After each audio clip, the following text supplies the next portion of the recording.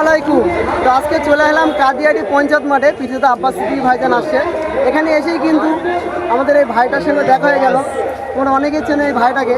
তো ভাইকে কিছু প্রশ্ন করবো। ভাই, তোমার বাড়িটা কোথায়?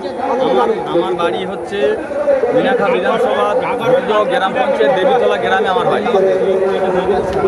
ওই যে ভাঙড়ে মোফাজ্জেল না তুমি বলো কষ্ট, তোর কষ্ট বলার কারণ কি? ওর কথাবার্তাটাই কচ্ছপের মতন, আর ও এতটাই গেটে নাটা। ওর ঘরে পুকুরে ছেড়ে দিলে ভাঙড় পর্যন্ত যেতে ও সকাল থেকে সন্ধ্যে পর্যন্ত টাইম লেগে যাবে, সেই জন্য ওকে আমি কচ্ছপ বলি। আর ও তো নড়ে চড়ে সওগাত ভাই জিতে গেছে করে, আর ওইটা তো আমি সহ্য করতেই পারি না। ও সওগাত ভাই এখন জিতে জেলে বসে আছে। সওগাত ভাই তো জেলে। ও বলে আমের সওগাত ভাই কিছু হয়ে গেলে মমতা বাঁচাবে। ও তো এখন জেলে, তার জন্য কিছু বলো। মমতা ডান হাত, সওগাত মোল্লা ডান হাত ভেঙে গেছে। মমতা এখন কোথায় গেছে ঠিক নেই। ঠিক আছে, বিজেপিতে জয়েন করবে মনে হচ্ছে। আর সওগাত ভাই তো পুরো একদম শেষ হয়ে গেছে। সওগাত ভাইয়ের নাম নিচ্ছে না, কিছু নেই। যা যেখানে কিনে দখল করে রেখেছিল মোটামুটি নদীর চর সব ছাই হয়ে গেছে। সওগাত ভাই এখন শেষ। সওগাত ভাইয়ের বিদায় ঘন্টা বেজে গেছে।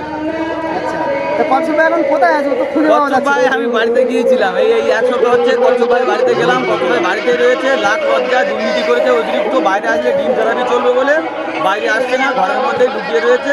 তো থাক, কতদিন থাকতে পারে দেখি আমরা। কচ্ছপ মনে করতো আমি বাঘ, আমি রাজা।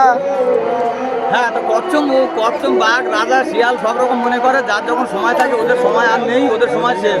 ওদের খারাপ সময় এসে গেছে। ওদের আর কখনো ওদের আর মিডিয়ায় দেখতে পাবে না তোমরা। শুধু এখন ওরা লুকিয়ে মুখটা লোকাচ্ছে।